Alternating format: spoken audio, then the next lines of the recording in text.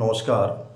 ঢাকা বিশ্ববিদ্যালয়ের ৫টি স্থাপনার মূল ফটকে তালা ঝুলিয়েছে ছাত্রলীগ। এ ঘটনাটি ঘটেছে গতকাল রাত্রে ১১ই নভেম্বর ২০২৫, সম্ভবত মধ্যরাতে ঘটনাটি ঘটেছে চারুকলা সহ মোট পাঁচটি ভবনের সামনে বলতে মূল গেটে তালাগুলো ঝুলিয়ে দেওয়া হয়েছে।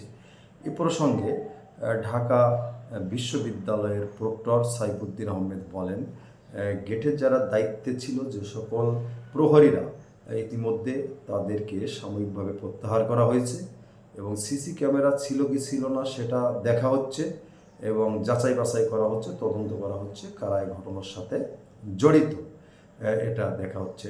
আগামী 13ই নভেম্বর ২০২৫ আওয়ামী লীগ লকডাউন ঘোষণা করছে, অর্থাৎ ঢাকা লকডাউন ঘোষণা করছে।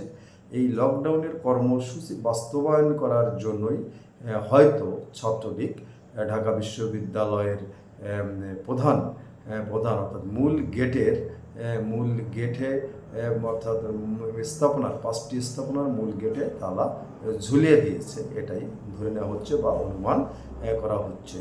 এই লকডাউন যাতে বাস্তবায়িত না হয়, ঢাকা বিভিন্ন জায়গা প্রশাসনের কাজে, আইন শৃঙ্খলার কাজে যারা নিয়োজিত, তারা তল্লাশি করছে। হোটেল থেকে শুরু করে অনেক পথচারীকেও তল্লাশি করা হচ্ছে সন্দেহজনক, যাতে আওয়ামী লীগের লকডাউন কর্মসূচি বাস্তবায়িত না হয়। এরই ভিতর, এত নিরাপত্তার ভিতর শত শত হাজার আইন শৃঙ্খলার বাহিনী কাজ করছে।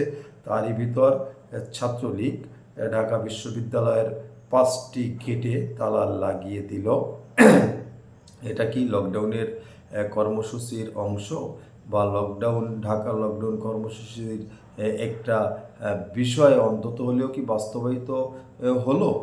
লকডাউন এত আইন শৃঙ্খলার ভিতর দিয়েও 5টি স্থাপনের মূল গেটে তালা দেওয়া, এটা আপনারা কোনভাবে দেখছেন?